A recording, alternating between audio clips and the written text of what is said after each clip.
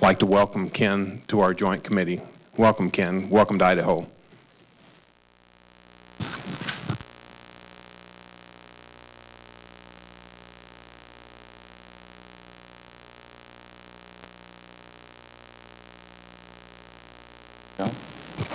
Is that on now? Oh, there we go. Mr. Chair, thank you very much. Speaker Denny, thank you. Members of the committee, what an honor to be with you. As Ronald Reagan said, this is a wonderful time to be alive. We're lucky not to live in pale and timid times, and so it is. When we're living in an age that we have a federal governing partner that purports to mint trillion-dollar coins to as a potential solution to severe financial issues, this is as serious as it gets. I'm going to kind of pull this up as he gets going, but to start out with, I want if you would just kind of imagine, I want to set a framework for what we talk about, and the reason we do that is with the framework, there's no way that we'll talk about everything that goes into this lands issue. We've been hundreds of years getting here, and it's going to take a lot of work to get to a point that we have the ability to get to a situation of education equality, and environmental equality, economic self-reliance. But in getting there, I want you to keep this framework in mind, if you would. The reason I'm here is because I have 4 children, and if the slides were working, you would see a nice picture of them. I have a daughter who's 22, and I have a daughter who's 20, and my son is 16, and my youngest is 13. And like you, that's why I got involved in the state legislature. I see things coming down the road that for their future, I wanted to try to secure for them the same rights and blessings that I was privileged to have growing up. Well, let's just suppose that I want to provide for them a foundation in life. And so that when they go start out on their life, I want to have for them a house free and clear. So they have a base of operation. No matter what happens to them, they've got a house paid for. They can go take risks and work and do the things that they want to do, but they've always got a house, a roof over their head. And so as a father, if I wanted to do that and I had the means, there's a legal way of doing that. It's called a trust agreement. Many of you have probably been trustees of a trust. Many of you have probably created your own trusts. If you think of this trust agreement, I'm going to set that up, and Representative Anderson, can I pick on you? So Representative Anderson, I want to make you the trustee of my trust, okay? So here are the terms of the trust. It's really simple. When they turn 18, you give them the key. Because I've already provided for the asset. I've already provided for it to be there. And so when my oldest daughter turns 18, you give her the key. And then my next daughter turns 18, and you give her the key. And then the next daughter, my son rather, turns 18, and you give him the key. And then my youngest daughter turns 18, and you give her the key. Pretty simple, right? Well, now, because I'm from Utah, I'm going to have a whole mess of other kids that weren't around when we created this trust agreement. But the trust agreement provided for them as well. The trust agreement said, take care of all these other kids also. And so when they start coming along to turn 18, Representative Anderson gets a bright idea. I told you I was going to pick on you, okay? They turn 18, and Representative Anderson says, you're such a fine young man or young lady. And all they've ever known is that Representative Anderson controls the House. That's all they've ever known, is that he controls the House. And so when they turn 18, he says, you know what I'm going to do for you? I'm going to give you the key to the garage. The garage is good for you. Now, never mind the house is stocked with food, milkshakes flowing out of the tap and all the rest, but we'll give you the key to the garage. And off they go, and as they start to accumulate their stuff and the things that they're doing, it's all got to go in the garage. Now, it doesn't stop there, because Representative Anderson, that's not good enough. He says, I'm even going to tell you now and then what you can do in the garage. Don't think about the rest of the house, but even in the garage that you do have, I'm going to change up what you can use and how, right? Now, that sounds like kind of a silly example, but it fits. It fits with what's happening. If you go back to 1780, there was a trust agreement established over the public lands, over the Western territories.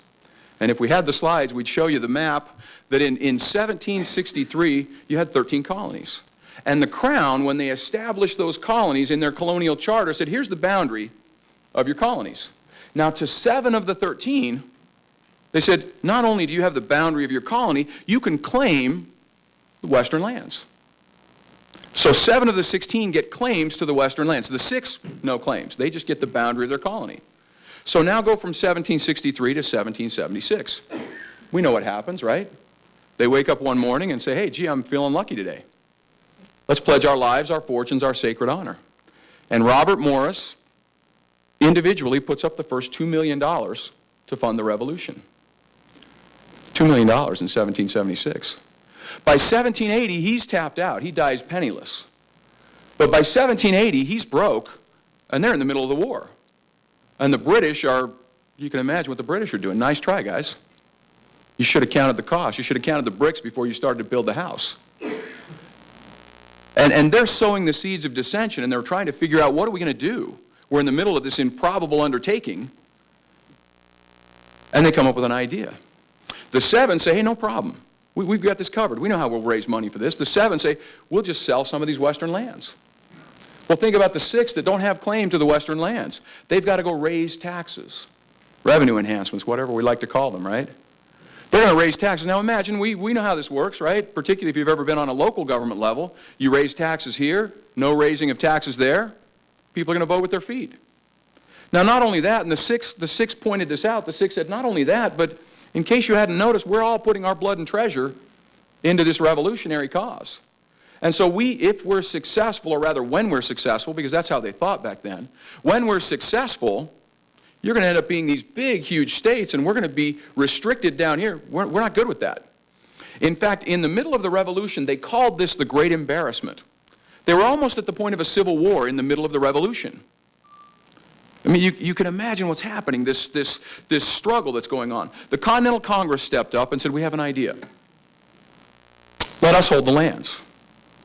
Give the title of the lands to us. And they said, wait a second. In case you hadn't noticed, we're fighting a war against a land baron. It's not going to work? I think it was too big to email, so. Oh, is that right? That's my guess. Okay. Can I ask you to do a favor? There is a thumb drive. I don't know how much battery there is left on this. Thumb drive. Is that, you know how to save a keynote to a PDF? Save the keynote to the PDF, and then we'll just, if we get it, we get it. If we don't, we'll keep going. So, middle of the revolution, 1780, let us hold the lands. They said, wait a minute, we've been fighting a war against a land baron. We don't want to jump from one big centralized land baron to another. You can imagine, right? So I'm going to catch up here so I can give you the quotes. So what happened first of all, in September of 1780, they came up with a resolution that said, let us hold the lands and we'll take care of the lands. They said, no, that's not good enough. If a centralized power is going to hold these lands, you've got to get very, very specific in how we're going to do this. And what their debate was, we'll hold the lands. We'll simply hold the lands as a trustee to create new states, use the proceeds to pay the debt, and for no other use or purpose whatsoever. By holding the lands, we can use them as collateral to fund the war. We'll simply use the lands to pay the debt of the war. In fact, unfortunately, we can't project it up there, but this is the resolution from October 10th of 1780. And by the way, these slides are on the website. They're on the American Lands Council website under the Resources tab, and so you can go back and get the slides, and we can, as a matter of fact, we could probably pull it up from here. Did you get? Connect that. Did you get it? I don't know. I don't know if I have enough battery on this though. Well, I've got 2 hours. Let's try that. Okay. Try that. Play.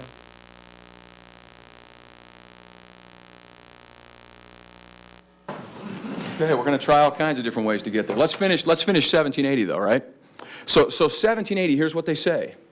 Be it resolved that the unappropriated lands, which by the way is the same thing we call the lands today, be it resolved that the unappropriated lands that may be ceded or relinquished to the United States by the states shall be disposed of for the common benefit of the United States and be settled and formed into distinct republican states and shall become members of the Federal Union, having the same rights. Oh, here, sign. Hey, there we go. Well, look at that. We're in business now.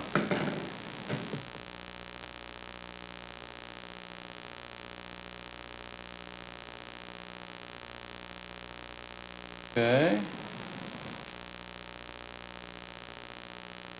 Step that and maybe that'll make that go away. There we go.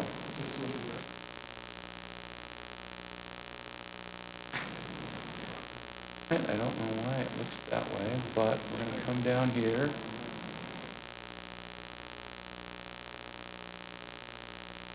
Go back to here.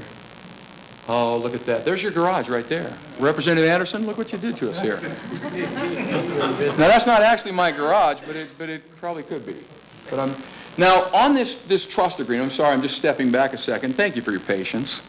So stepping back just a second, this just came out this last week. This is a white paper done by Professor Donald Chapman, or not Donald Chapman, Donald Cochin of Chapman University School of Law, that just came out this week. He describes this whole trust relationship, the legal, the historical, the constitutional underpinnings of this trust agreement, this duty to dispose that Representative Anderson took on to deliver the key. That analogy holds. So anyway, that's available on the website. You've got copies in front of you of that. We're going to produce a 3 to 5 page executive summary I should have out this week, and we'll get that out to you as well. So here's the map that we were talking about, okay? Is it okay if I wander around here, or do I need to be close to this? Need to get over to that? We'll try to keep there. So here's the map we were talking about. You had the 7 of the 16, the western lands. So of the 7, they had claims to the western lands. The 6 didn't. And they said, so here we go. Be it resolved, the unappropriated lands that shall be ceded or relinquished to the United States by any of the particular states shall be disposed of for the common benefit of the United States. That means pay the debt of the war. And shall be settled and formed into distinct republican states having the same rights of sovereignty, freedom, and independence as the other states. And the lands shall be granted and settled under such regulations as hereafter agreed by Congress assembled. The trust agreement. In fact, what you'll see as we go forward, the courts repeatedly, the states repeatedly, Congress repeatedly referred to this agreement as the trust agreement. Create new states, use the proceeds to pay the debt, no other use or purpose whatsoever. They win the war. Improbably, they win the war. Now, they're in charge of what they do with these lands. You can imagine when the states compromise their claims to the western lands to be able to pay the debt and form new states, now they've won the war and they're trying to wonder what do they do with these claims.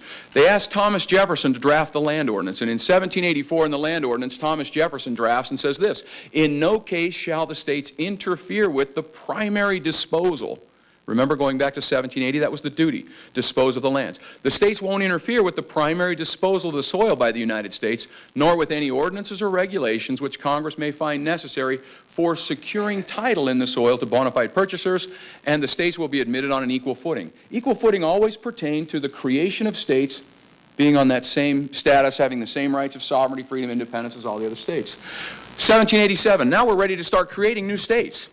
We're going to create these states out of the Northwest Territory, northwest of the river, the Ohio River. That's what they called the territory at the time. You'll recall that Canada was out there. We were looking at having part of Canada where all of it becomes states. The Orleans Territory was out there. We thought that that may at some point become a state. The territory they talked about was this Northwest Territory. And out of that, they were at the point of creating new states. Their enabling act is called the Northwest Ordinance. And in the Northwest Ordinance, which was done in July of 1787, they say this: for the establishment of states and their admission to share in the federal councils on an equal footing with the original states, and that the legislatures of those new states shall never interfere with the primary disposal, going back to the duty in 1780, or with any regulations for securing title in the soil to bona fide purchasers. Now, 1 month later, in August of 1787 now, you've got Continental Congress and the Constitutional Convention going side by side. In fact, some of the people were going back and forth. Hamilton went back and forth almost every day. And so in 1780, they're drafting the Constitution. They get to Article 4, Section 3. And in the constitutional debate, there's 1 page of constitutional debate on this subject. And they say that this section, Article 4, Section 3, is simply to preserve the status quo with respect to the western lands. Well, what does that mean? What is the status quo with respect to the western lands in August of 1787? It's the trust agreement in 1780. It's the land ordinance in 1784. It's the Northwest Ordinance in 1787. Dispose of the land to create new states, use the proceeds to pay the debt, and no other use or purpose whatsoever.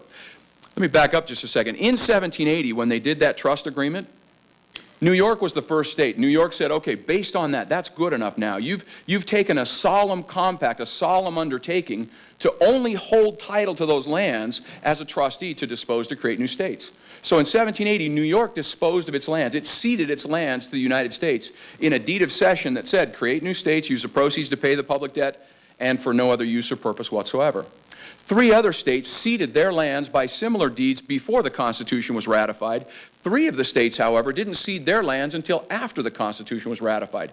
Georgia didn't cede its lands to the United States until 1802. Why is that important? Well, it shows that that trust agreement was valid and binding not just before the Constitution, but after the Constitution, because Georgia, based on that 1780 trust agreement, said the same thing. We're ceding our western lands to you, United States. Create new states, use the proceeds to pay the public debt, no other use or purpose whatsoever. So now we get to Article 4, Section 3 of the Constitution. This is critical. This is absolutely critical to understand because this is where Congress gets power to do anything with respect to these western lands. So remember in the constitutional debate, one page they say this is simply to preserve that status quo. Look at what it says. Congress shall have the power to dispose of. That's the power that was granted. Congress shall have the power to dispose of and make all needful rules and regulations respecting the territory and other property belonging to the United States. And nothing in this Constitution shall be so construed as to prejudice any claims of the United States or of any particular state. Think about what that means. In law school, they don't teach you what this is. You don't learn about this. In law school, in fact, today they'll tell you that make needful rules and regulations means Congress can do whatever it wants. Does that make any sense? Dispose of the land, make needful rules and regulations, and not prejudice any claims. The claims, the states compromised their claims in 1780 in order to promote the war and to pay the debt and create new states. The United States had a claim on those lands to pay the debt. Those were the claims that they were not to prejudice by this section. If you think about it for just a second, where the federal government now claims that this means they have the power to do whatever they want without limitation, does that make any sense at all? When you go back into, this is Article 4. I happened to be in Washington several times over the last few months, but I was there in June, and we went to the National Archives. And when you go to the National Archives and you see the Constitution laid out in those big parchments, you see Article 1 written in one parchment. That Article 1 is the powers and the checks of Congress. And then you see Article 2, and Article 2 is the powers and the checks of the President.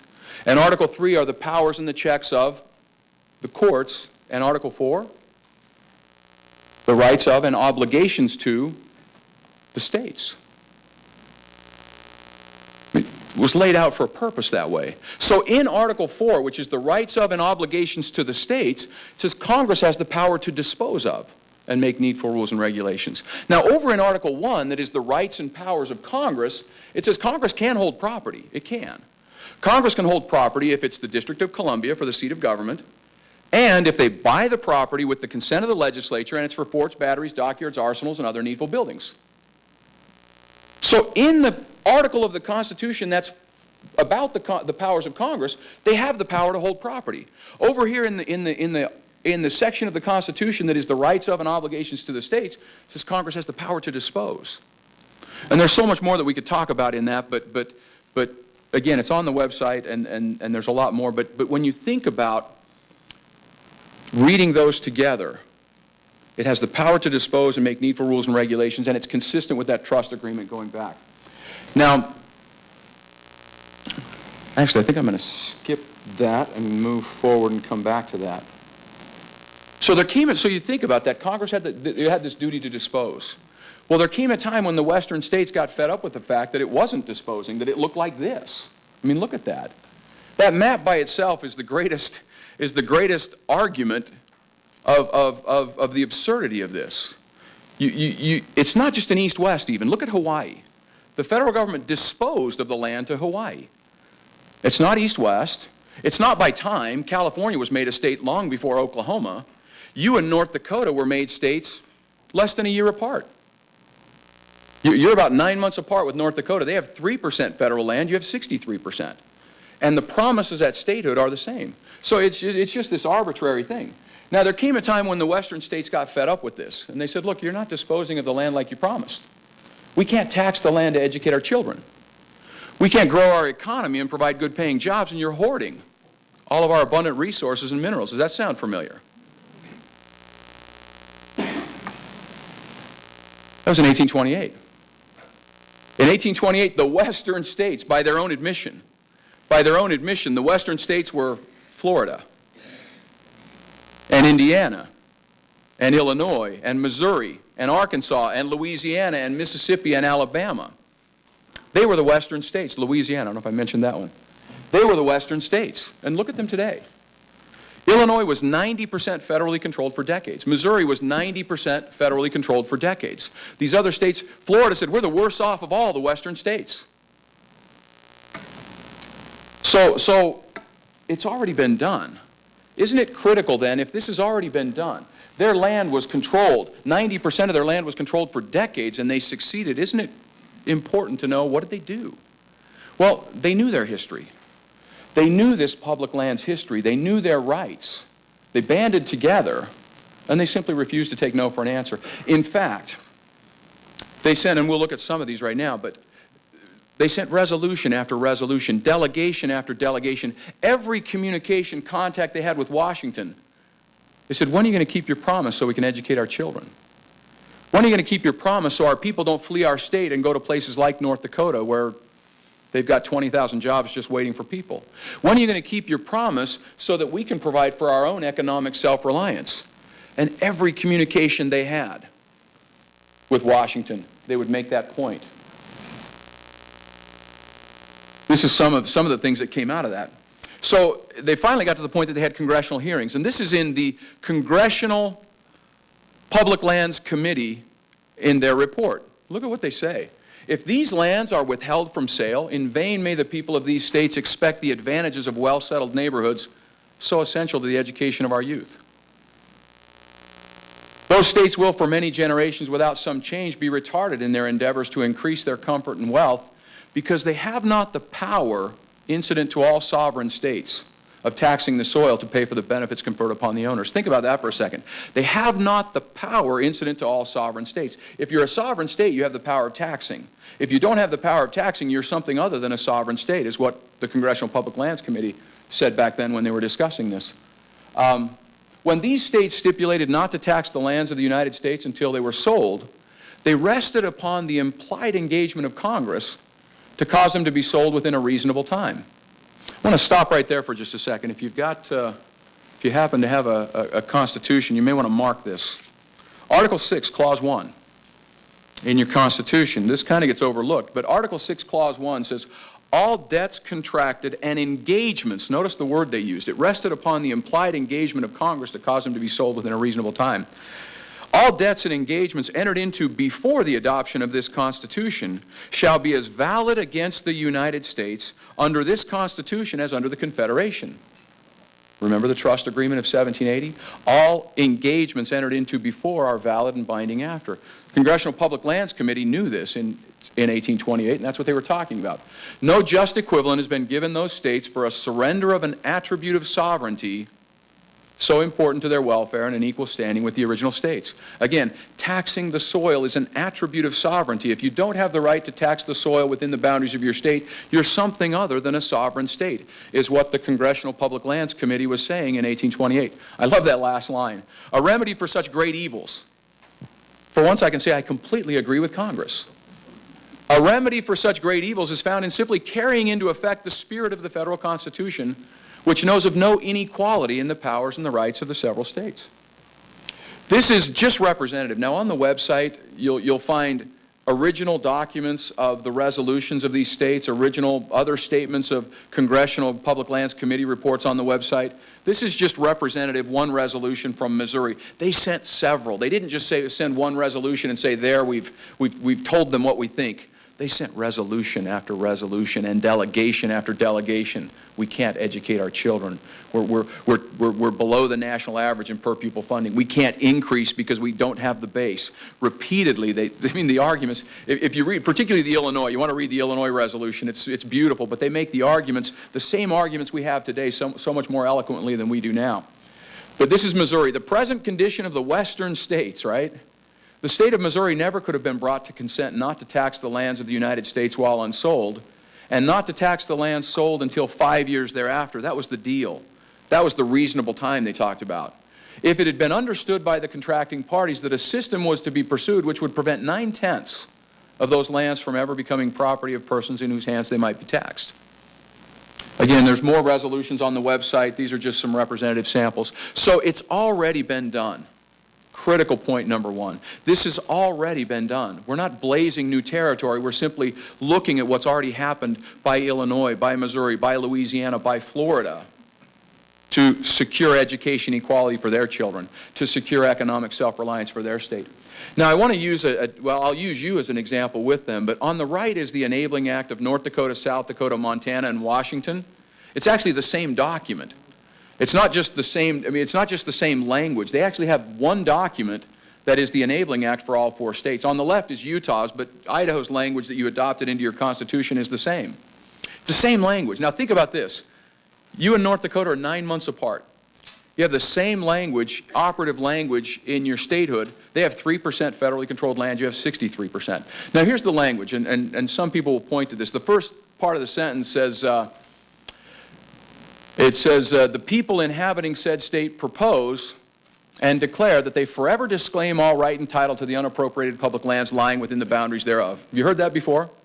People will throw that out and say, you got no case. Ivory, what are you talking about? Look right there. It says you disclaim all right and title to the unappropriated public lands. Well, you'll notice, perhaps, and I'm sorry it's so small, but again, it's on the website, there's no period there. There's a comma. There's a comma. The rest of the sentence says, until title thereto shall be extinguished. When Representative Anderson is going to be the trustee of my trust, what's the first thing that I do so that he can control that house? I sign over a quitclaim, and that property sits in the name of Representative Anderson. Now, he's bound by the terms of the trust, but the title's in his name. Same thing. Supreme Court has said that over and over again. Congress has said that over and over again. Yes, we did disclaim title. We cleared title so that when the federal government disposed, as it was duty-bound to dispose, when it extinguished, as it was duty-bound to extinguish, the recipients would have good, clean, clear title. That's what that's about. In fact, again, the Supreme Court has said that repeatedly, and I'll show you another document that goes to that. But actually, let me back up now to this. Go here. So this is Andrew Jackson, okay? In 1833, Andrew Jackson vetoes a bill that passed both houses of Congress. The national debt was paid off in 1830. Imagine that. It was the only time in our history we had no national debt. Because we had no national debt, Henry Clay, senator from Kentucky, had a bright idea.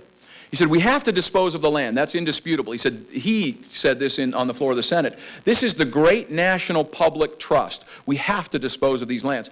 But since the debt is paid off, when we dispose of the land, we'll take the money and hold that in a pot in Congress. And when the states and counties do what we want, we'll give them some money. Does that sound familiar? Right? The bill passes the House, it passes the Senate, it runs into Andrew Jackson. And Andrew Jackson vetoes the bill. And in vetoing the bill, he does a veto statement that, again, is also on the website under the Resources tab. I would recommend that you read it. It's about 8 or 9 pages. It's a beautiful, brilliant statement. It's the most contemporaneous, concise, first-person history of this public land trust. Now, you'll notice Andrew Jackson was born in 1767. By 1787, when Article 4 of the Constitution was drafted, he was a 20-year-old. But he wasn't a 20-year-old by today's standards in the basement playing video games. He was already a lawyer practicing law in Tennessee. Tennessee was yet to be a state. He lived in this area concerned about what happens to states that are yet to be states. He was a military officer in the Orleans Territory. Again, not yet a state. He spent his life and career in these areas that were yet to be states. And so Andrew Jackson, that has this firsthand knowledge of this Western territory and the compact and the covenants, had this to say.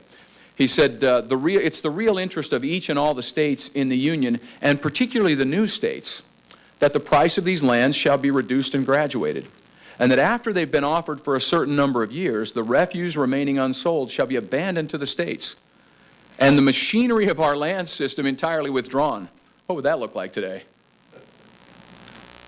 It can't be supposed that the compacts intended the United States should forever retain a title to lands in the states which are of no value, And no doubt it is entertained that the general interest, the interest of the entire nation, would best be promoted by surrendering such lands to the states. I mean, this was and again, the Supreme Court and others repeatedly affirmed the same thing that Andrew Jackson was saying. So in 1854, because the states knew their rights, knew their history, banded together and refused to take no for an answer, by 1854 they prevailed upon Congress to pass what was called the Graduated Price Act. The Graduated Price Act said they're going to reduce the price of every acre by a quarter an acre. In the 1820s, they said every acre is $1.25. We don't care if it's down by the river. We don't care if it's sagebrush territory. Every acre is $1.25, because that's how the federal government manages property. So you can imagine the good stuff down by the river sold like that. The rest of it sat and sat and sat, and Illinois was 90% federally controlled, and Missouri and the rest of it. Well, so the Graduated Price Act said we're going to reduce the price of the lands a quarter an acre every year until it finally is down to zero. We'll just give it to the states, which is why Illinois has 3% federally controlled land, and Missouri and the rest of them. But it was only by continuing to apply that political persuasion, even threatening litigation, even worse if you read some of their resolutions. That was back when men were men and states were states. They said, you're going to keep your promise, or else. It's in great language. The Illinois resolution, you need to read it. It's beautiful language, what they said. But they were serious. They refused to take no for an answer. Now, here's what some people say about this. These are the four myths. These are what people say as to why you can't do this. We already talked about the first one. The first myth is you just gave up title to your land. You just didn't want it. You didn't want all that timber. You'd rather burn it up, right? You didn't want all that silver. You didn't want all that gold. You didn't want all those minerals. You didn't want all that oil. You didn't want it. You wanted to try to educate and manage your land and health, safety, welfare, sanitation, police, and fire, with some counties having as much as 3% taxable land. That's the argument, right? And they point to that disclaim language, forever disclaim all right and title. Well, guess what? Louisiana has the same language in their Enabling Act, forever disclaim all right and title. Mississippi, Alabama, same language, forever disclaim all right and title of the unappropriated public lands until title thereto shall have been extinguished. Promises are the same. And yet they say somehow we gave it up. The second one is you can't manage these lands. I really like that one. You can't manage these lands. Yeah. I'm going to show you some photos in just a second. You know what you were dealing with this summer. Hundreds of thousands of acres burned because you can't touch a tree. Tens of millions of animals scorched because you can't enter upon the land and manage it. Air quality, watershed decimated for decades because you can't enter upon those lands. We can't manage our lands? I'm sure if your state forester were here, as we had in our committee, we had our land managers, our school trust land managers, we had our state park managers, our forest managers come before our natural resources committee and said, tell us the difference. And they actually brought photos and said, well, here's what happens when the fire ravages through a federal forest and it gets to state lands. It drops to the ground and goes out because this is how we manage state lands. I've got some reports I can give you on that, but Arkansas and Missouri can manage their lands and Idaho and Utah can't? Doesn't make sense. The second one is, well, these lands belong to all of us, is one of the arguments. They just belong to all of us. Well, think about that for a second. Why the arbitrary line where all of a sudden these lands belong to all of us? Hawaii doesn't. But these lands here do, but the lands east of Colorado don't, when the promises are the same. Does that make any sense? And if the promises are the same, and they are, then they either need to give their lands back or they need to keep their promise with us. And then the last one is they say, well, this is just clearly unconstitutional. We don't even need to talk about it. It's just clearly unconstitutional. Well, again, the promises are the same. It's already been done. You've got the white paper in front of you that addresses very squarely the constitutional foundation of the federal government's duty to dispose. But here's just a few excerpts. In 1980, there was a case, the Supreme Court, they called these Enabling Acts solemn compacts, bilateral agreements to be performed in a timely fashion. The federal government holds the territorial lands in trust for the states ultimately to be created. That was in 1894, right at the time of our Enabling Act, just slightly after yours. Another case that talked about these principles, that once the federal government has executed these trusts, the municipal sovereignty of the new states will be complete, and they and the original states will be on an equal footing in all respects. The United States never held any municipal sovereignty, jurisdiction, or right of soil, except for temporary purposes, to execute the trusts. 1932, After we were made a state, you were made a state, Arizona, New Mexico in 1912. And we're starting to say, come on, guys, get on with it. And the argument was, well, it's harder in your states. And that was a true statement. Your land is more arid, it's more rugged, it's harder to dispose of. True statement. But by 1932, our states stood up and said, come on, guys, you got to keep your promise. So much so that President Hoover convened a presidential commission, which led to congressional hearings. And notice the caption on the congressional hearings. There were hearings on granting remaining unreserved public lands to the states. Not if, only how. Now, there were three proposals. One of the proposals was, let's just get on with it and give the land to the states. The other two proposals were, we'll give you the surface rights and we'll keep all the minerals. You can imagine all of the governors and the land managers and the senators from the western states stood up and said, yeah, that doesn't work for us. You need to keep your whole promise. You need to give us the benefits and the burdens together. But even in 1932, they recognized this duty to dispose was uncontested. And yet somehow we've been convinced today that somehow it's just supposed to be that way. This part is red and this part is white, but Hawaii's not. No, the duty to dispose was unmistakable and uncontested. Until we get to 1976. In 1976, we run into the Federal Land Policy Management Act, where Congress for the first time says it's now our policy to simply retain these lands in federal ownership. So on the one hand, you've got Constitution, you've got a trust, you've got a solemn compact, you've got a bilateral agreement of statehood between sovereigns, and on the other hand, you've got a policy. Does that make any sense? Well, fortunately, the Supreme Court dealt with that about 3 years ago, which is what opened the legal door to so much of our analysis. In this case, Hawaii versus the Office of Hawaiian Affairs, unanimous Supreme Court case about 3 years ago.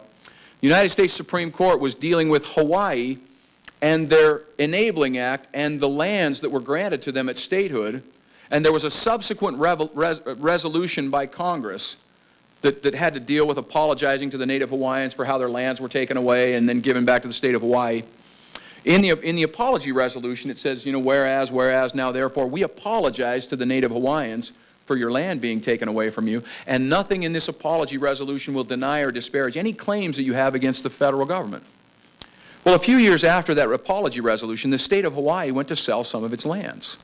And the Native Hawaiians, represented by the Office of Hawaiian Affairs, came in and said, wait, you can't do that. This policy, this resolution of Congress, this subsequent act of Congress, changed those rights.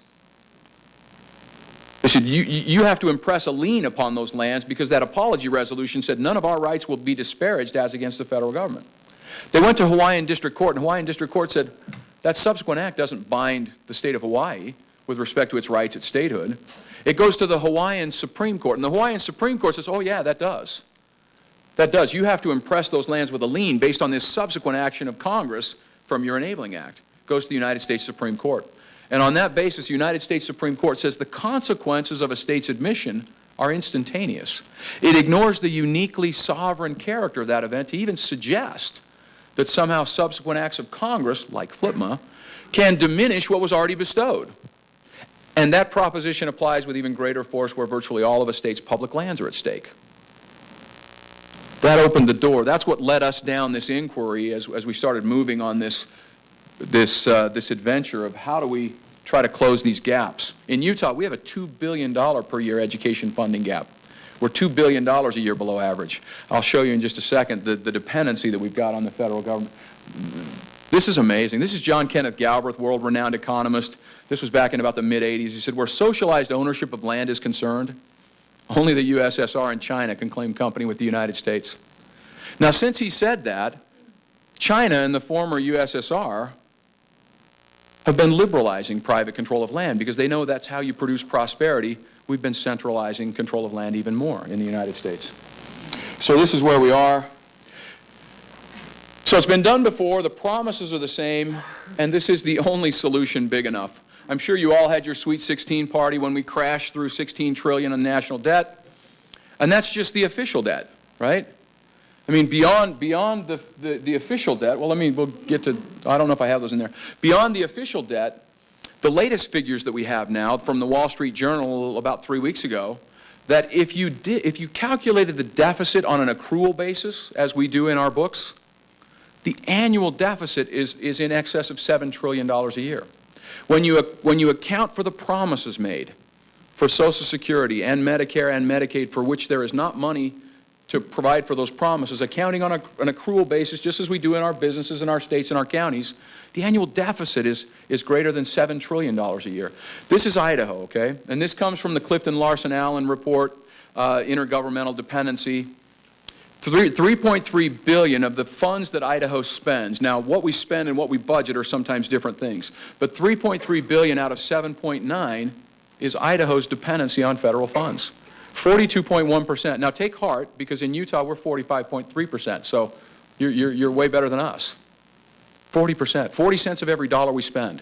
40 cents of every dollar we spend comes from a federal government that now borrows or prints more than 45 cents of every dollar that it sends down the line.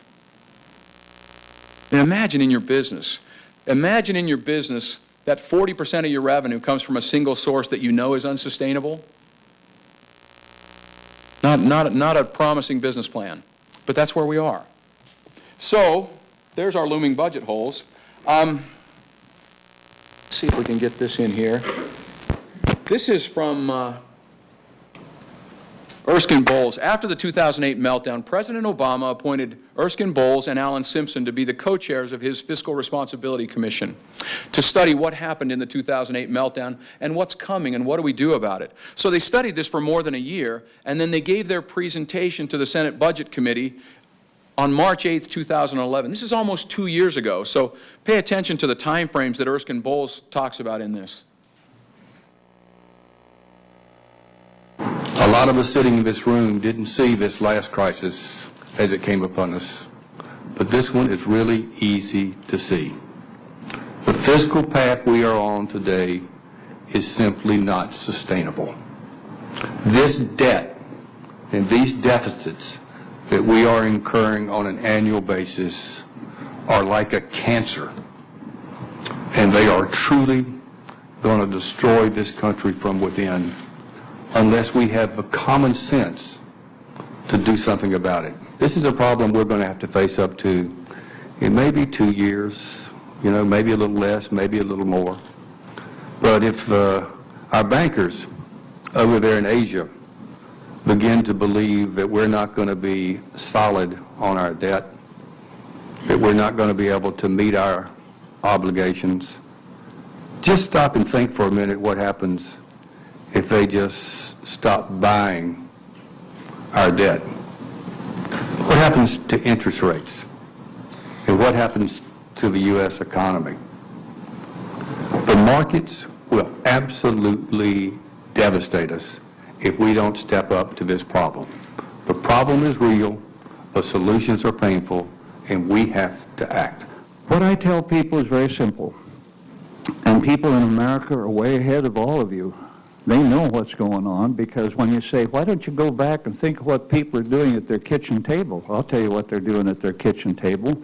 They know that if you spend more than you earn, you lose your butt.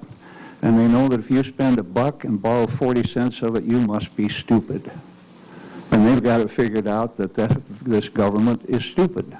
To borrow 40 cents for every buck you spend, forget the charts, forget the GDP, all the rest of it. That's where we are. I think we face the most predictable economic crisis in history. Let me just tell you how crazy our situation is today. We have this treaty where we're supposed, if China were to attack Taiwan, we're supposed to support Taiwan. The only problem is we'd have to borrow the money from China in order to do it.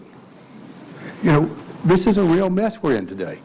And we can either take the ostrich fury and put our heads in the sand, or we can decide we're going to step up and do something about it.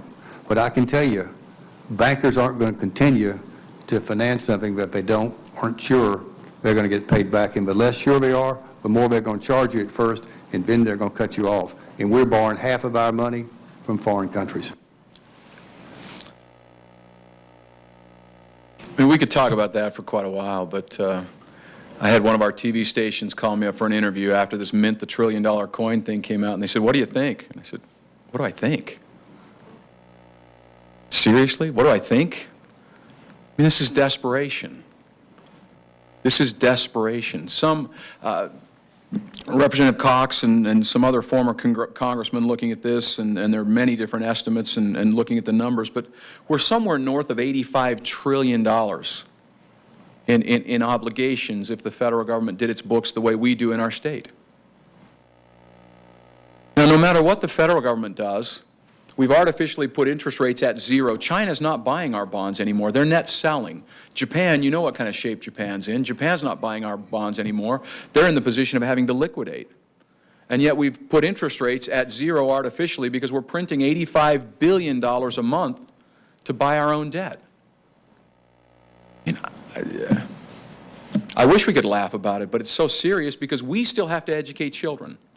We still have to take care of public safety and sanitation and roads and all the rest. Take care of sick people and poor people, no matter what happens in Washington. And yet 40 cents of every dollar we spend comes from that. So this is about economic self-reliance. This is Utah.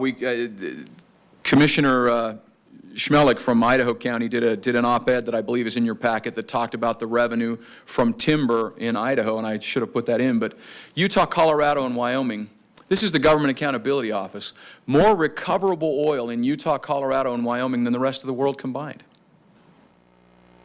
locked up in federally controlled lands. This was 5 months ago. The amount of revenue that you're burning up, just literally burning up, minerals that you can't access, and yet our children are among the worst funded on a per pupil basis in the United States in the West because we don't have that base to increase revenue and you know, then with the uncertainties coming forward. So, you know, like this, we've got the resources if we have the will.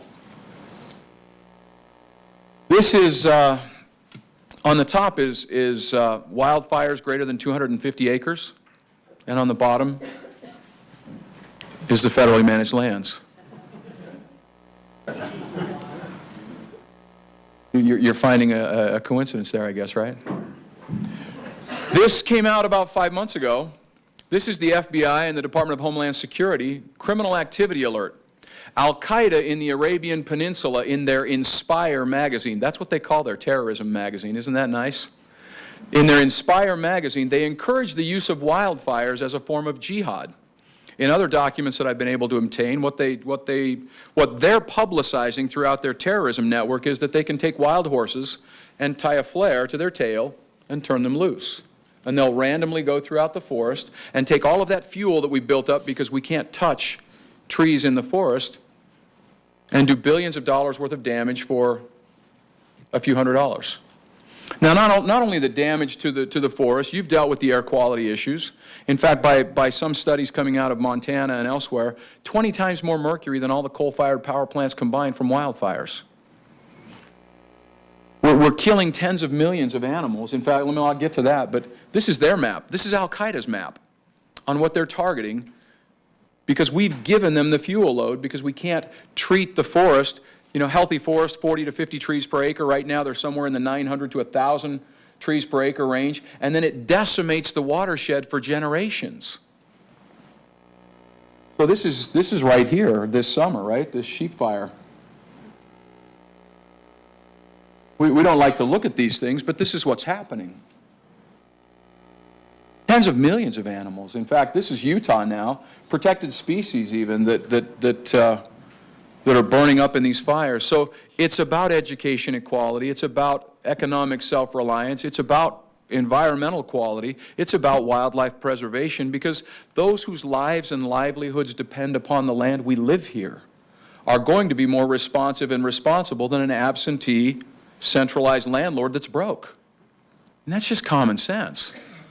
In fact, the facts bear it out, and I can send you studies and reports on that as well. But so this is what my grandma's chickens looked like when I was a young man. I'm positive. I'm sure that's what they look like. That's how I remember them. And my grandma would send me out to get the eggs, and they were just mean.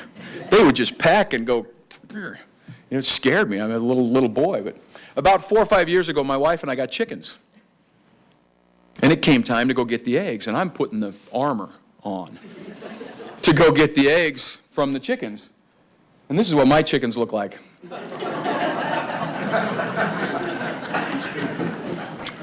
I went out to get the eggs, and they're like, what? And I'm like, sneaking up, and they're like, dude, what's up? I grabbed the eggs and go, and I was a little disappointed that I didn't have to, use my big courage because I'm this big, strong guy now. I actually went back to the cow ranch store, and I said, something's wrong with the chickens. And they said, what? I said, they don't peck. They said, oh, yeah, we bred that out of them. We bred that out of them. It's already been done before by the likes of Illinois and Missouri and Indiana and Arkansas and Louisiana, back before the peck was bred out of them. This is the bill, okay? Based on the Supreme Court case in the Hawaii versus Office of Hawaiian Affairs and so many others, and what's laid out in this white paper that lays out the legal constitutional case so effectively, which is what we put, by the way, in the bill. We ran a bill and then we ran a resolution as a companion to the bill. The resolution taught this history and laid out the legal case and the framework, and so we ran the resolution with the bill. So what the bill does is it establishes a deadline. My daughter came home from school. She's a junior now at Utah State. And she came home and she says, Dad, I got a problem. I said, what, sweetheart? She says, I buy food, I put it in the refrigerator, my roommates eat it. And then I put my name all over it, I buy more food, I put my name all over it, I put it in the refrigerator, and my roommates eat it. She says, Dad, what do I do? I said, honey, you've got a couple choices, don't you? You can buy more food and they're going to eat it, or you can sit down and have a difficult conversation with your roommates. Well, that's what HB 148 does. It's time to have a difficult conversation with our governing partner. They made a promise, the same promise to us as they did to all the states east of Colorado.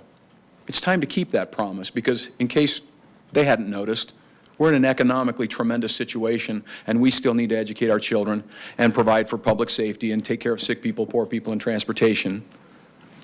And so we need to have that difficult conversation. As in anything, when you're in a situation of a negotiation and someone else is controlling the property, well, delay becomes a tactic. Yeah, we'll get back to you.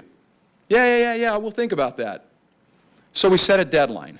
That's the first thing that HB 148 does. It sets a deadline of December 31st of 2014. We set it out far enough to have a meaningful opportunity to work with our governing partner on an orderly transfer of the public lands, to keep their promise to us. Now, what it also does is it sets up in our Constitutional Defense Council to prepare legislation of the uniquely sovereign acts. Remember, that's the language from the Supreme Court in 2009. The uniquely sovereign character of a state's admission, the uniquely sovereign acts that we will take in the event that they won't work with us.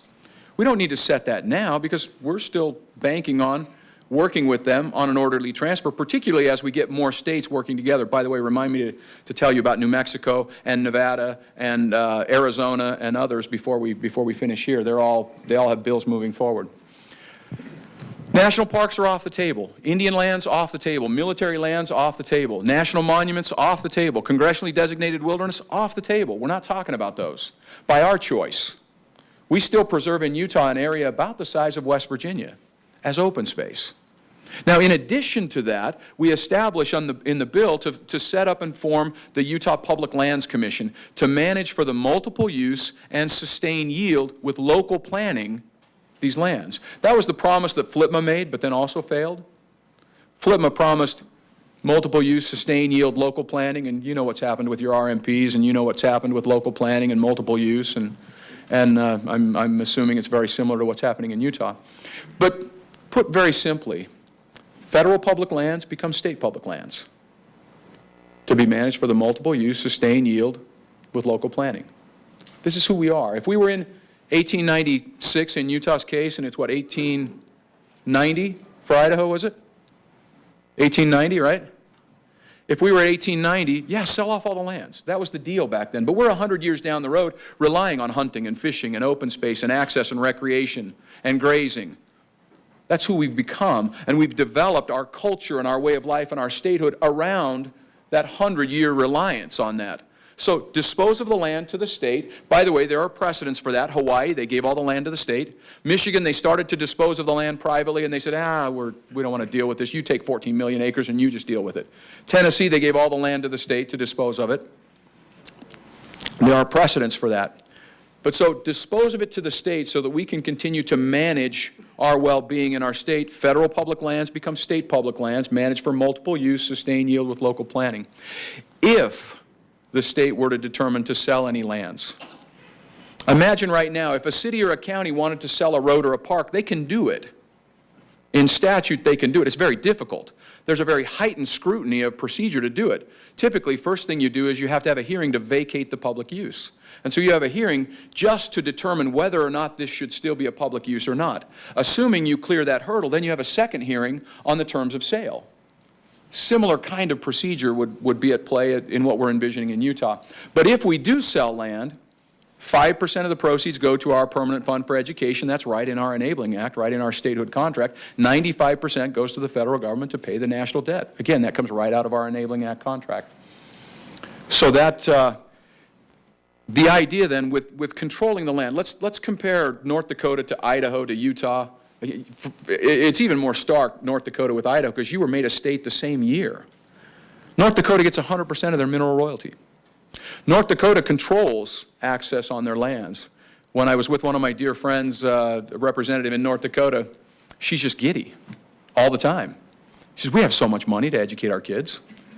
We have so much money for roads. In fact, they even proposed removing their property tax. They didn't do it because they were afraid, what if something happens down the road, we want to still have this ability to tax. But then when I talked to her, I'm like, Betty, you know, thanks for letting us know. And she'll apologize. I said, no, Betty, we just want to be like you when we grow up. We just want them to keep the same promise to us. And so that's the bill. Now, I want to propose to you something. Imagine if John Calipari, in the national championship game, had huddled up his Kentucky Wildcats, and he said to him before the game in his speech, he says, fellas, here's what we're going to do. We're going to play the best defense that any college basketball team has ever played in the history of college basketball. We're just going to tear them up on defense, but we're never going to cross that center line. We've been playing defense for 50, 60, 70 years. And we get more and more and more intrusions on the right and control and access of our land, and we keep playing defense. Well, what HB 148, what the Transfer of Public Lands Act does is it goes on offense. Because we swore a duty, constitutionally, to protect the lives, liberties, and properties of our people. We're in a situation now with this budget situation that we're going to have to figure out how to educate our children and provide for these other essential public services, where we're already reliant 40% on a federal government that is unfortunately broke. I wish it weren't the case, but that's where we are. So I don't know if any of you know, if you follow the Utah Jazz at all, but second from the right is Hot Rod Hundley. He's the voice of the Utah Jazz, or was until he retired recently. I think he's still going, as a matter of fact. But Hot Rod Hundley played basketball, college, and pro with Wilt Chamberlain. And when he speaks on the circuit sometimes, Rod will get up and he'll say, you know, Wilt and I, we combined one night to score 52 points to win the game. And if you say, well, Rod, how many points did you score? He said, that doesn't matter. And if you work on him, say, Rod, come on, how many points did you score? I say, well, yeah, I scored 2 points. But it doesn't matter. It doesn't matter. In our system of government that is a republic of republics of republics, we have those jurisdictional giants that step up to protect the life, liberty, and property of their people. That's why governments were instituted among men, right? Those jurisdictional giants that we all score our 2 points and throw the ball to jurisdictional giants to protect these things, even if they're hard. I want to just kind of close up with some of this. This is 5 months ago. This is in the Affordable Care Act decision. I was in Washington, D.C. when this decision came out. In fact, I was standing right in front of the Supreme Court. I wasn't there for that, but I'm there when the decision came out. And so I was awake all night reading the decision. And in the morning when the news came on, we turned it on, and the news media were saying, oh, well, Justice Roberts turned on his principles. Justice Roberts caved. And when I woke up, I was talking to my traveling companion and said, I think Justice Roberts was a genius in what he did. Look at his language. Let me give you an example to just kind of set the stage. I'm going to pick on you again, Representative Anderson, because you're just so easy to, you're right there. And you have children? Let's go back to when they were like, 10, 12, 13, somewhere in there, right? Now, this probably never happened in your home, I'm guessing, but you get the, Dad, he's looking at me. He's touching me. She's breathing my air, right? And they come to you and they say, Dad, solve my problem. What happens if you solve their problem? They keep doing it. And when they have another problem, they're going to come to Dad. And they're going to come to Dad next week and next month and next year and next decade and the decade after that.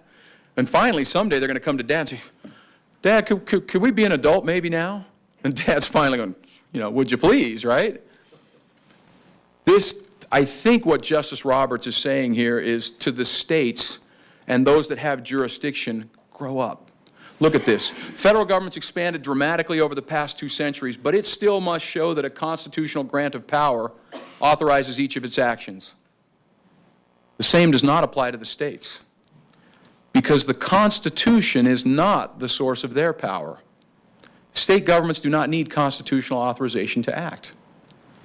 Our cases, for over 200 years, refer to this general power of governing possessed by the states, but not the federal government, as the police power, the power to protect the health, safety, and welfare of their people. The framers ensured that the powers which in the ordinary course concern the lives and the liberties and the properties of the people were held by governments more local and more accountable than a distant federal bureaucracy. This is the Supreme Court 5 months ago, guys. The independent power of the states serves as a check on the power of the federal government. The independent power of the states, what's that? The independent, that's not Mother May I, Representative Anderson. Thank you for letting me pick on you here. It's not Mother May I or Pretty Please. The independent power of the states serves as a check on the power of the federal government. By denying any one government complete jurisdiction over all the concerns of public life, federalism, governing partnership, right? Not subordinate subdivision, not you have the liberty to do what we tell you to do, governing partners in a governing partnership, which was the most unprecedented aspect of our Constitution. Federalism protects the liberty of the individual from arbitrary federal power, is what they're talking about. It protects the liberty of farmers to farm, and builders to build, and loggers to log, and miners to mine, and teachers to teach, from arbitrary federal power. That's the system that we have. And I love this. This is kind of the money quote on what they said. The Supreme Court again. In the typical case, we look to the states to defend their prerogatives by adopting the simple expedient of not yielding to federal blandishments when they do not want to embrace the federal policies as their own. The federal policies, like the Federal Land Policy Management Act, for example, when they do not want to embrace the federal policies as their own. States are separate and independent sovereigns. Sometimes they have to act like it.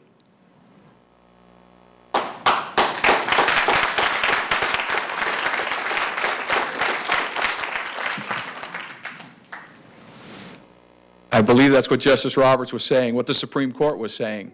It's time to grow up. It's time to grow up in our system and be what we're supposed to be. We have not only the right, but the obligation to protect the health, safety, and welfare of our people. I'll go just quickly. This is what we learn in school, that is checks and balances, but this is our system.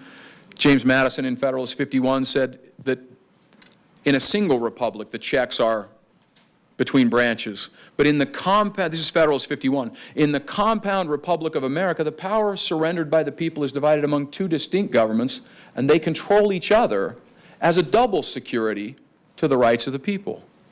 And in fact, in Federalist 45, Madison went on to say that the balance of power between those 2 governments, few and defined, and numerous and indefinite. That's what our system of government was designed to be. And yet, because we don't perhaps, jurisdiction that we don't understand or exercise is no better for our people than jurisdiction we don't have. And so it may end up looking something like this instead. Let me just finish with this. John Dickinson was in the constitutional debate known as the Pennsylvania Farmer. And he wrote the Fabius Letters. George Washington read the Fabius Letters, particularly Fabius 3. And in Fabius 3, that was the argument for the Constitution, he said this: the government of each state is and is to be sovereign and supreme in all matters that relate to each state only, and subordinate barely in those matters that relate to the whole, and it'll be their own faults if the several states suffer the federal sovereignty to interfere in the things of their jurisdiction. By the way, that's on that bookmark that's handed out to you. The excerpts from the Affordable Care Act case and some of these other quotes are on that. So this is just in putting this together, we formed a coordinating committee that involved the governor's office and the attorney general's office and our state school trust lands office, from our Association of Counties and our Farm Bureau and our recreation groups, and members, staff from our congressional delegation formed our coordinating committee. And again, our committee didn't start until the legislative session started. But we began to huddle up almost on a weekly basis, sometimes more when needed.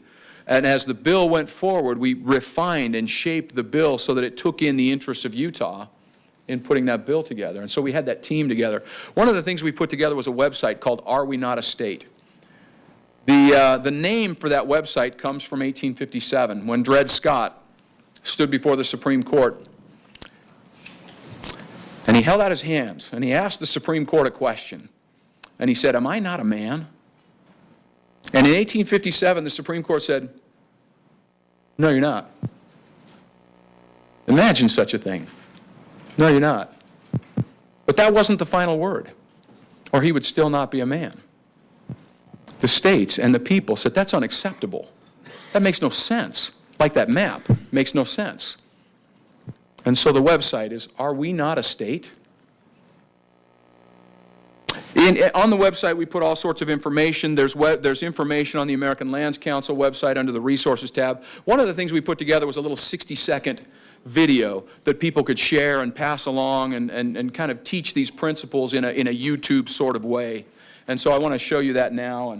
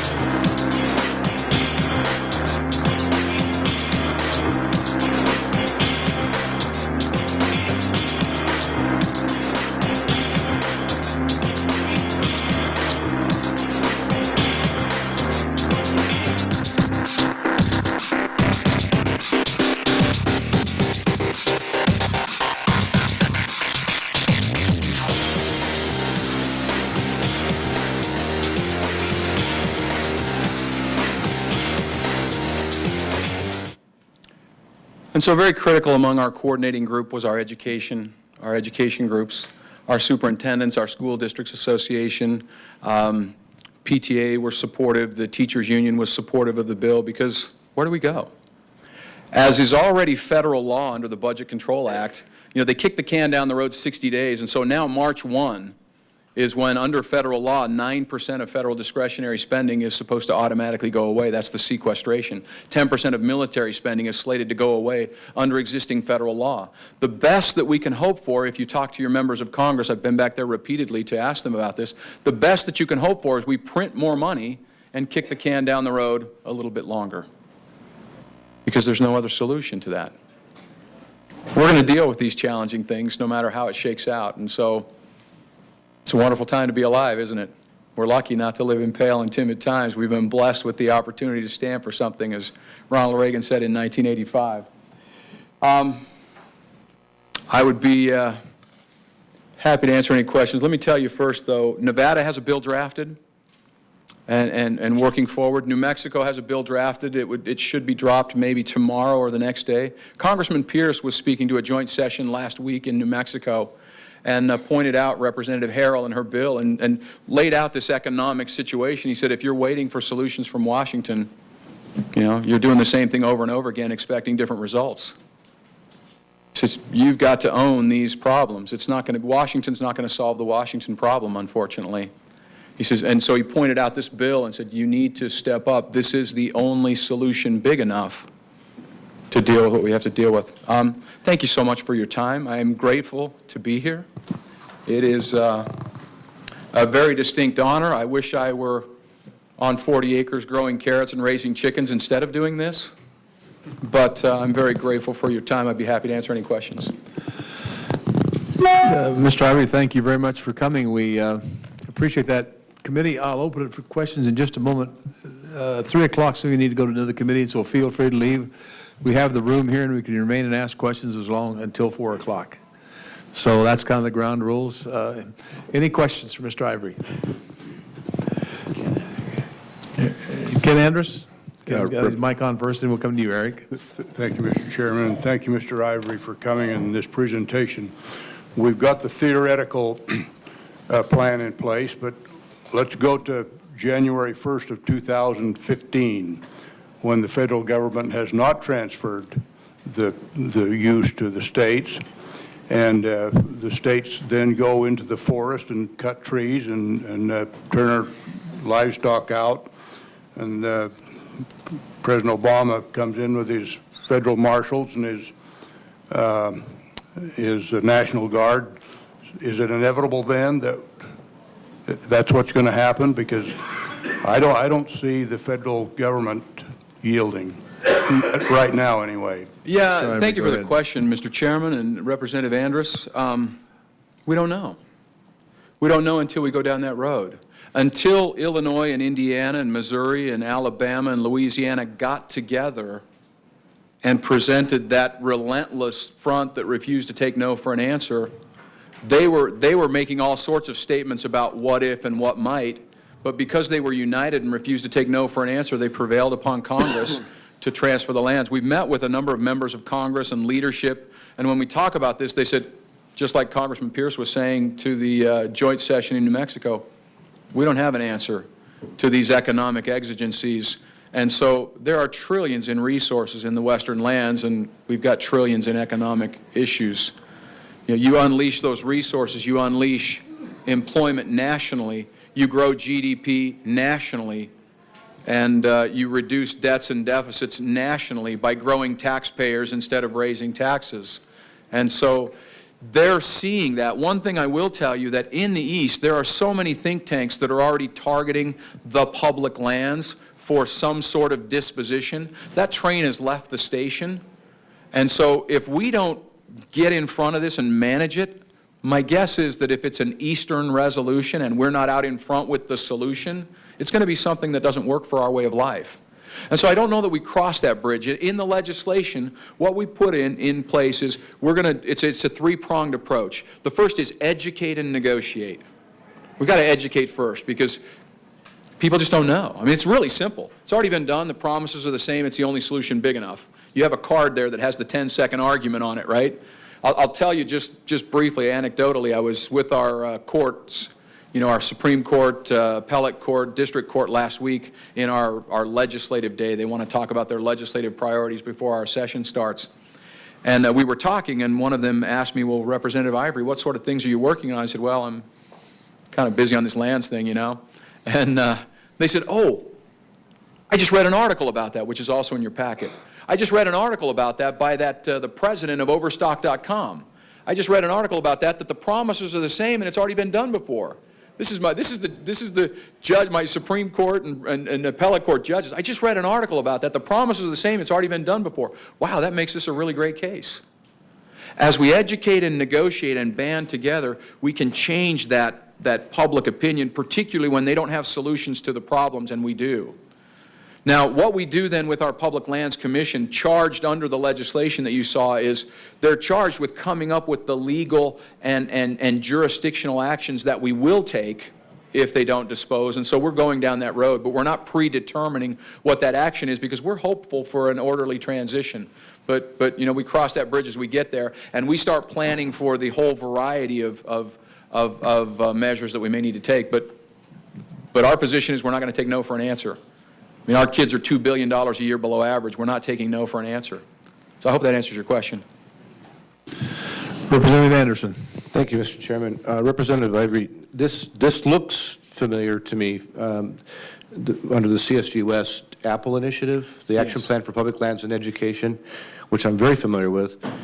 Is this a child of that product, or did you guys work from that initiative? It's kind of like the Incredible Hulk to the Apple Initiative. It's the Apple Initiative on steroids, we call it.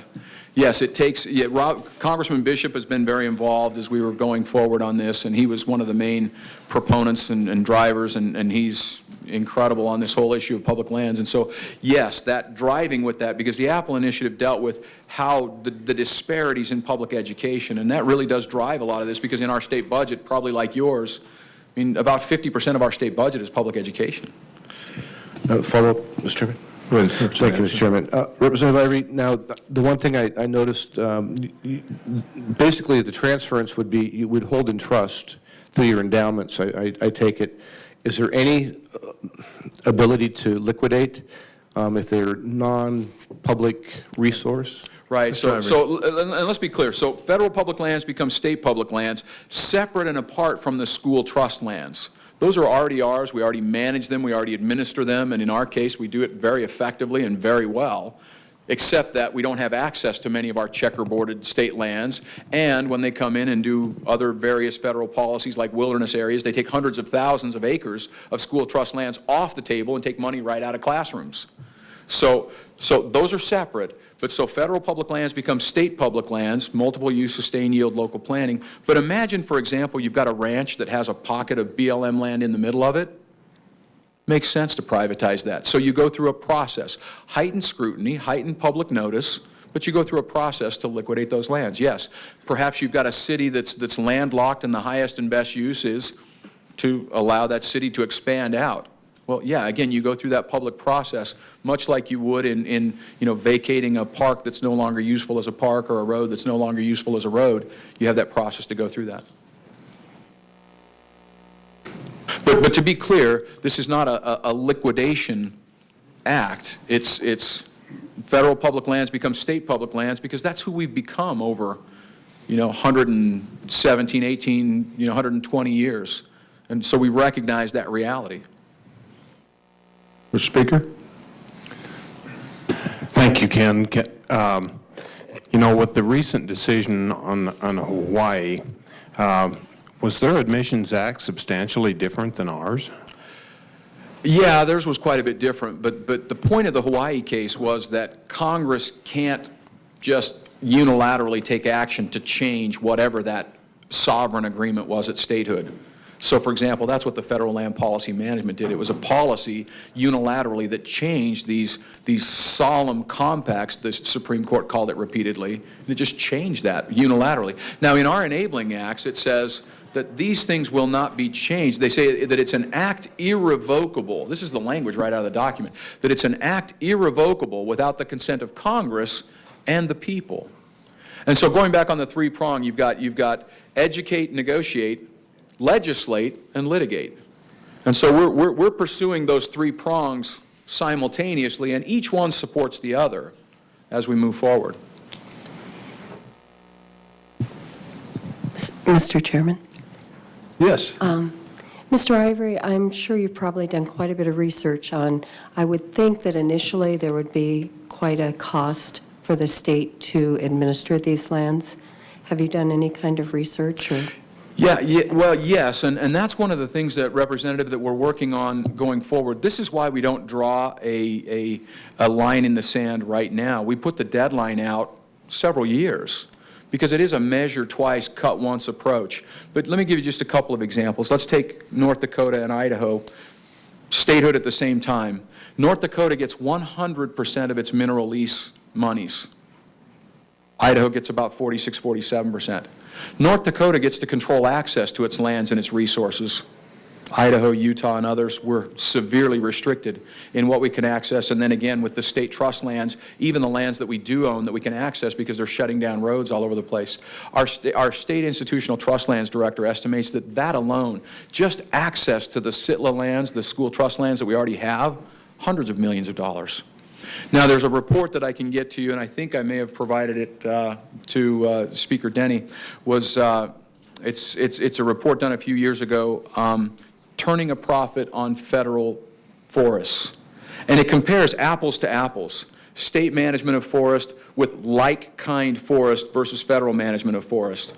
And the disparities are just incredible in terms of revenue increased on the state side, decreased cost, increased profitability, and increased environmental quality of the lands versus federal management that's managed by an absentee landlord that doesn't have a vested interest on the ground in the land.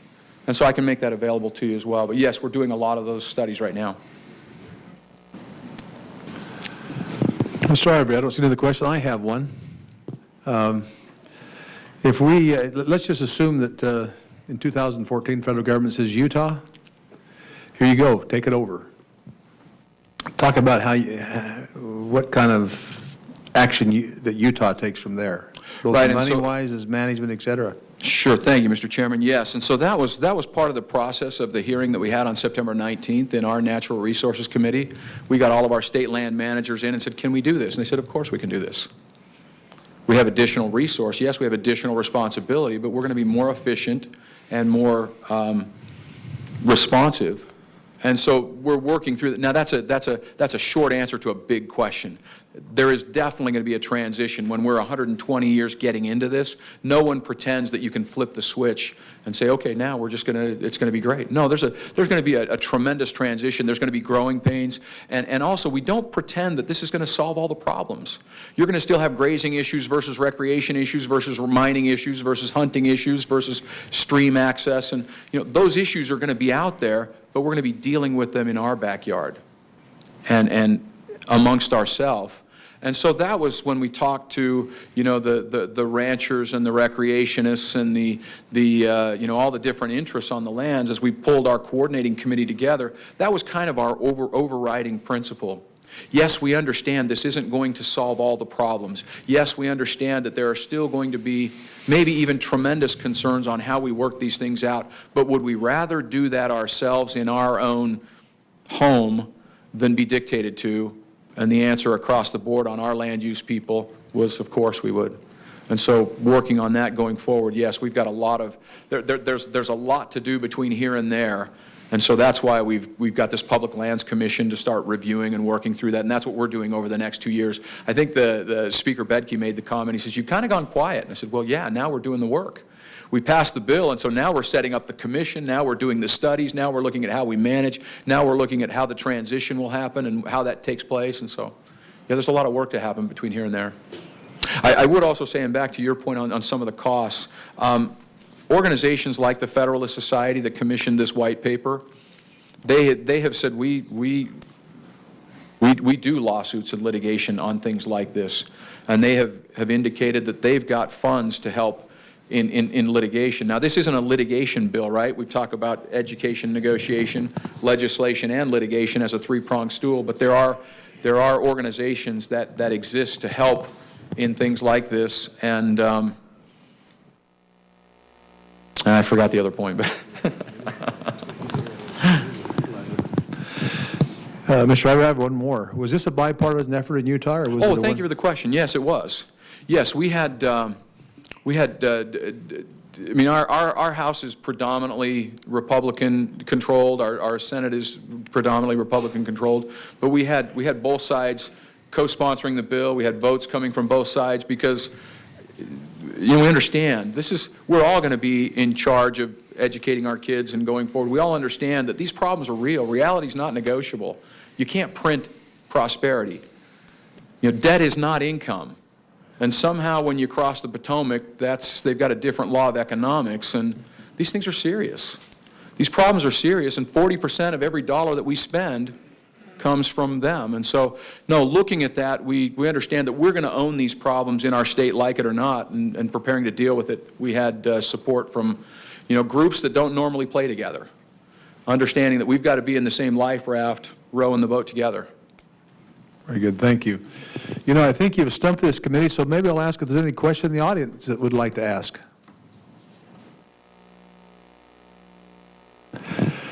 Speaker Bedke over here. Representative Ivory, how much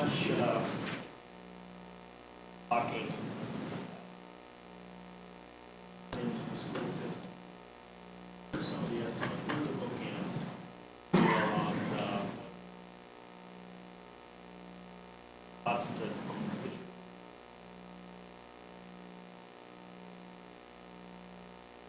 public schools in Utah? Yeah, thank you for the question, Speaker Badke and Mr. Chairman. There's still a lot of that work to go forward. Some of the low-hanging fruit, as we mentioned, we know that because we don't have access to our SITLA lands and access is being shut off and we can't even control and consolidate the lands that we do own, our Director of State Institutional Trust Lands, our school trust lands, says we're losing hundreds of millions of dollars there, just, again, in low-hanging fruit. We've got, the issues of the 100% of the mineral royalties versus the 46%, and then the increased access, and the Government Accountability Office telling us that, we have more recoverable oil in Utah, Colorado, Wyoming than the rest of the world combined. And so the real hard number economic analysis is part of what's being done right now. And so we don't have the direct figures to put onto that. That's part of what we're looking at going forward. But what we do know is we're $2 billion below average in per pupil funding now. We know that we would have to double income tax to close just the $2 billion gap, never mind that we're $5 billion out of 13 dependent on the federal government. Or we could increase corporate tax by 1,000% just to try to close the $2 billion gap. And so, when people come up and say, let's tweak the tax code a little bit for education, in our case, you're just never going to get there that way. You're just not going to close that gap without completely killing the economy. And so we're confident that there's enough resource there. And so now we're going to really sharpen the pencil and put that economic analysis to that. I hope that answers the question. Thank you. Gentleman right here had a question.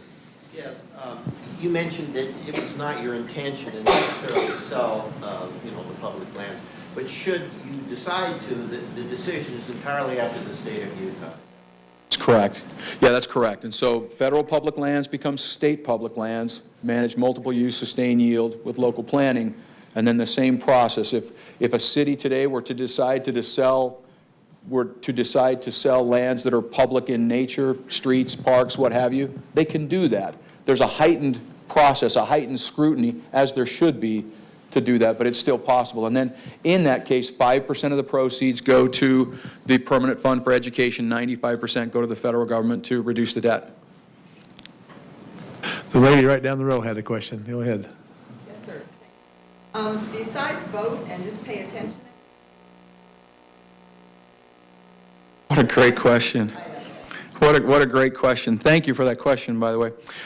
So let's think about our system. This is a republic of republics of republics, and all governments are instituted to secure the unalienable rights, right? That's the first job of government. Filling the potholes is necessary, but the first role of government is to secure those rights at every level.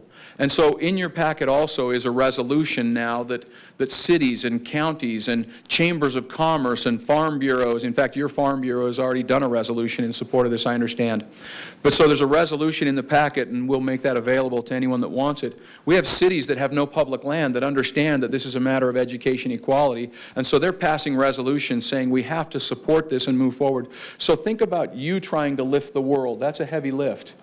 But if you combine with your family, that's still a heavy lift. But if you combine with your family and friends, you're still is a heavy lift. But if you get a jurisdiction, your city that now represents 10 or 20 or 30,000, to put their collective voice into this, now you're leveraging your ability. And then if you get to your county, and you get your county doing resolutions, and we have several counties doing resolutions to support the governor, and to support the attorney general, and to support the legislature, because that's a lonely place to be if you think about it. I mean, if you're a governor or attorney general, you're a team of one. As legislators, we have the convenience of being, I don't know your numbers, mine it's 104. So I have 75 team members that I can fall back into the trees, and I don't have to be conspicuous. When you're a governor or attorney general, you're a team of one out on the battlefield. And unless and until you know that the troops are there, and when the shots start flying, they're not going to just fall back into the trees, that's a difficult place to be. And so by doing this, you get these jurisdictional actors and chambers and cities and counties and organizations weighing in saying, Governor, we're going to be on that field of battle with you even when it gets hard. And so that's how you really start moving. And so that's the kinds of things that, you can go to a city council with a resolution and say, please support this. In their packets, you have the op-eds from Jonathan Johnson and, other prominent people have done letters to the editor talking about different aspects of this, mayors and city managers talking about how it affects them, education people talking about how this would positively affect them. And then, like I mentioned with the courts, I mean, we have our judges that seeing one op-ed and then finally considering the arguments, they hadn't seen this yet that you have. This just came out a few days ago.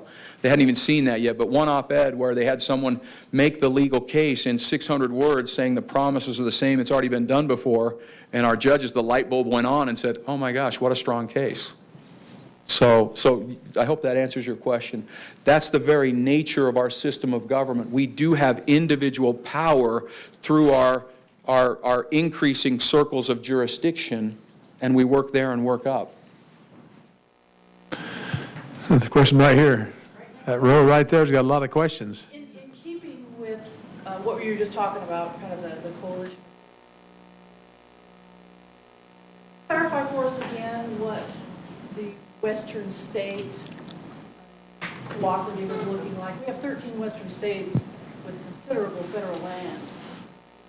A couple of them, can you update us? Are there others that are considered? Right, thank you very much, Mr. Chair. The question was basically, well, how is the coalition shaping up in the other western states? We're working as fast as we can. Unfortunately, my legislative salary is about $15,000 a year. I don't know what yours is, but that makes it a little difficult to, we don't have the $2 million staff like they do in Washington and other things in that way, but we're going as fast as we can. People have been very supportive of the American Lands Council. That was an organization that came about after this legislation. A number of county commissioners came in and said, you're going on offense. We want to do that with you. What do we do? And so that's, this American Lands Council formed as a group of jurisdictional actors with the support of individuals and businesses to secure land access, land use, land ownership. And so we have counties that are coming in and supporting a little bit, and individuals and businesses and others. That's allowing us to get forward a little bit. Been in New Mexico about 5 different times. I met with Governor Martinez last month for about 45 minutes. What an engaging lady. She was very encouraging. As I mentioned, they've got a bill coming out, and in a state like New Mexico, they've already got pretty good numbers. It's shaping up. They're having a legitimate discussion about this bill moving forward. We're very encouraged by what's happening in New Mexico. Nevada has a bill coming out within days. Arizona, the bill already passed their House and Senate, but their bill was a little bit different last year. And so their bill passed the House and Senate, and then it was vetoed by their governor. But their bill went to straight privatization. And as we've talked about, after 100 years where we've relied on hunting and fishing and ranching and mining and grazing, and that's who we are, that takes the rug right out from under our way of life. And so that bill was vetoed. The sponsors in Arizona are bringing the bill back in the form that we've done. And we've met with staff at Governor Brewer's office, and we're very encouraged with what's happening there. Obviously, we're very hopeful and encouraged by the support that we've seen in Idaho. Colorado, we have a great team on the ground working on the bill, but politically, that's going to be that's going to take a lot of work. That's going to take a lot more of the education that we've talked about. And then, just from a matter of money and manpower, we've got some inroads into Wyoming and Montana. And unfortunately, I haven't really even been on the ground there yet. So we need to get there and educate and get moving, but we're hopeful that we may have some people that nevertheless may be sponsoring the bill there. Further questions, Jim? Chairman, Speaker, could I address you as a chairman and give you some perspective from a county position of why this is so important and what we just went through in Idaho County and what's going to be coming up? Yeah, let's see if there's any other questions before we do that for Ken. Any other questions from the audience or from the committee that have?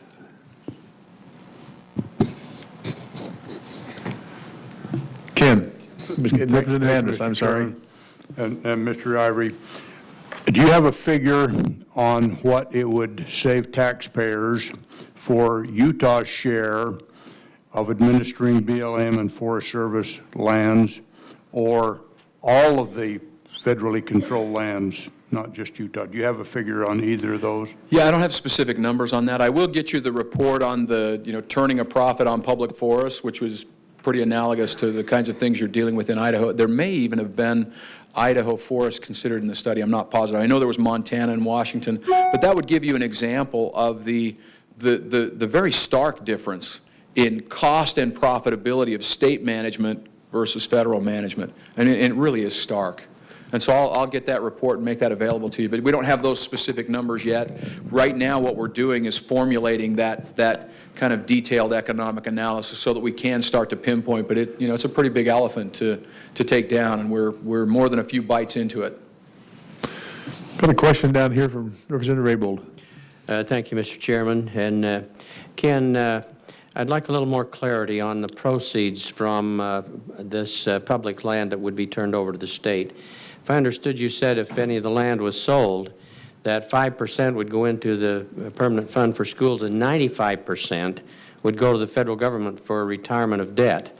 What about revenues that comes in from, say, oil and gas leases, selling timber, grazing permits, and things like that? How would the state get enough money back to be able to manage those lands?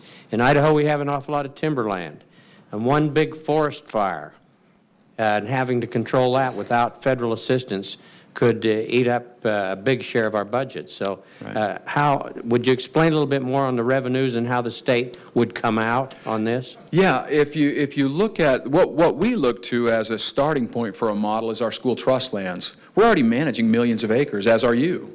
We're already managing millions of acres quite effectively at the state level. And so you take that model and you expand it. Now the SITLA model, the school trust model for us, is purely income. This wouldn't be purely income because we would be looking at a multiple use model. But in terms of the income model, we would take that as a starting point and look at our school trust land model, which is managed profitably, and they deal with fires, and they deal with roads, and they deal with all the other issues on property, and yet still throw off a profit to turn out to the school children. So there certainly are the models and the things there that the other thing in terms of fires. If you look at on the website, I think it's quick fact number 4 on the front page of the American Lands Council website. It says who can manage these lands. Forest Service and GAO, Government Accountability Office, own documents say we're loving the forest to death under federal management. These policies, these preservationist policies have failed the test of time, where you get beetle kill going through a forest and you still can't touch a tree. You get 1,000 trees per acre, and so where you're actively managing the forest, the fire risk goes down. In fact, I was talking to, he left now. I guess I can pick on him since he's gone. But Speaker Bedke was talking about the example that you have right here in Idaho on one side or the other of Priest Lake, and monitoring the lightning strikes of one side of Priest Lake versus the federal side of Priest Lake, and the incidence of fire and the size of fire are just dramatically different, because one side is managed and the other is not. I hope that answers your question. Go ahead. Just to follow up, the thing that I see, though, is if on our state lands, if our state land department sells some of those lands, we get the money. We don't send 95% of it to the federal government to pay off a debt. We can sell that land, we can trade it for other land, we can sell it and use the money to go in to finance some other business or something. And so that kind of worries me, what you're talking about of us taking over management of the land and then turn around after we sell it and give 95% of it back to the federal government. Yeah, and so in the SITLA model, they're not selling lands, they're retaining them, and they're managing and leasing and operating those lands, and they do it very profitably. And so, but again, I'm not here to prescribe to Idaho what's best for Idaho. We're presenting a model, and you may choose that you want to do more privatization, but that's certainly, that's something that this body is charged with doing, and so it certainly isn't my prerogative to prescribe what you all may choose to do with your own control of your own lands. We have a question down here, Mr. Ivory. Sit away. Thank you. Representative Ivy, I support your effort, and I love what you're doing. When we do comparisons with one state to another, as far as what's being brought in from, say, livestock grazing on the public lands, I think Utah and Idaho are fairly similar in what they're getting for an AUM. When you ran your pro forma on your income or on your expected revenues, did you use the same revenues that you're currently getting from state grazing leases, or did you modify that to reflect the cost of what an AUM is at the federal level now? Yeah, animal unit month, right? Is that what? So we had long discussions with our Farm Bureau and our cattlemen's and sheep growers on this. And yeah, there's going to be adjustments going forward, likely, we anticipate. But what we anticipate with a greater state control is greater services, greater access, greater consistency that has a higher value to those that are on the land grazing. For example, I'll give you just an example that we're dealing with right now, and you may be dealing with it here. There's a Forest Service memo out that talks about an intention to take over the water throughout the public lands. What we're seeing with grazers on the land is that the Forest Service and BLM are coming in and telling our grazers that they're not going to renew their permits at all unless they sign over their water to the United States. We're hearing that in other western states as well, and so you're in a situation where the burden put upon the grazers, they're seeing that in the discussions that we had, was we would much rather have a state managed grazing that may even be a higher cost on the AUMs than deal with the tremendous uncertainty that we're dealing with now, again, with an absentee landlord.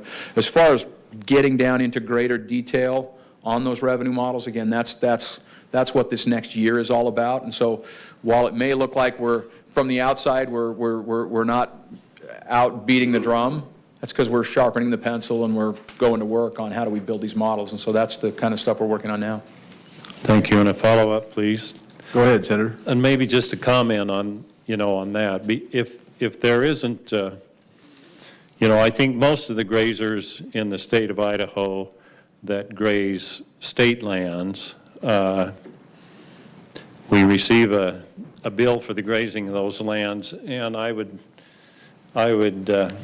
venture to guess that most of us think that we're buying some grass, and then with most of the money that we're paying to the state, it's just an endowment to our school system.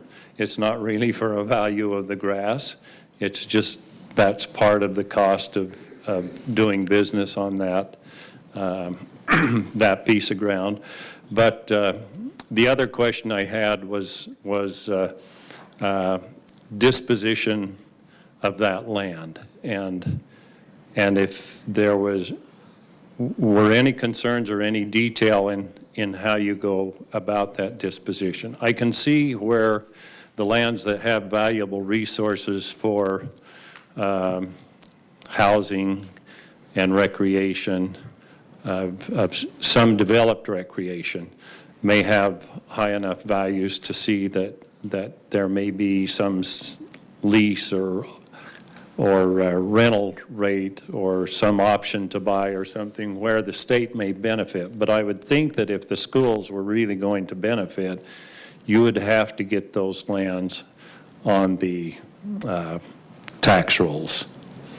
And did you go into that kind of detail about getting those lands on a tax roll so that those lands could be taxed and the income go directly to the schools in those local taxing districts? Yes, thank you, Senator. Mr. Chair, yes, we did consider that deeply. Obviously, food and our ability to have people on the ground producing food is a tremendous fundamental priority. We're already doing that in how we manage state lands under a school trust land model. Under our school trust lands, we don't get to cherry pick the lands. We have good lands and bad lands and energy lands and grazing lands and lands that, quite frankly, aren't worth much at all. And yet, all of those lands are managed under the school trust scenario. Some are, a large number are grazing, others are other forms of revenue. And so, looking at that kind of model, we're looking at that same sort of thing where we keep the land productive at the highest multiple use, where we can still try to accommodate to the greatest extent possible the various multiple uses that were out there. And so grazing is a critical part of that use. I mean, that's something that we had extensive discussions, and our ranching, farming, grazing community were part of our coordinating group to make that happen. I don't know if I'm speaking directly to your question or not. Well, Mr. Chairman. Go ahead, Senator. Thank you. You know, quite frankly, the income from grazing in the state of Idaho is just barely a break even for the state land board. So, you know, but it's a vast, vast majority of the land owned by the state is grazing land, and that's the only use for it. So, right, exactly right. So if, you know, if we're looking for income for the schools off grazing land, we're just beating our head against a concrete wall. Right, But and so if that's we where sell those lands, right. then we can make some money. Right, and so that's where you come back to this concept of multiple use. Right, you've got Commissioner Schmelik, actually, I saw in an op-ed that he did, talked about the loss of revenue, and he'd probably be better to speak to this, but in Idaho County, just from the fire that ravaged through Idaho County, what would be traditionally the 25% in the SRS monies that would come back to Idaho County was, I don't know, he could probably speak to that, it was millions of dollars that just was burned up. I mean, it was just burned up. And so where in a state model where you're controlling the lands throughout the state, you've got some very rich mineral lands and forest lands and others that would be more income producing. You've got other lands that, again, food is a priority. It may not be that they're there purely for income, but that's a priority. And as you say, that may be the highest and best use. That's the best you're going to do on those lands. So yeah, certainly that analysis of multiple use was very much in the calculus of how we put this together. Thank you, Mr. Chairman. We wouldn't have to monkey around with those rascally EISs either, would we? Right. Yeah, you know, on that point, if I may, Mr. Chair. Go ahead. Where the state owns and controls the lands, the equal access to justice would not necessarily apply because it's not federal land. And so to the extent that you're looking at lawsuits that stop activity and various things that go forward, you know, groups that may be of a mind to do that would have to do it on their own dollar instead of doing it on the federal public treasury through the equal access to justice. Okay. I think that's all the questions we have. Thank you very much. Very kind of you to come and bring us up to speed on that. What a great honor. Thank you.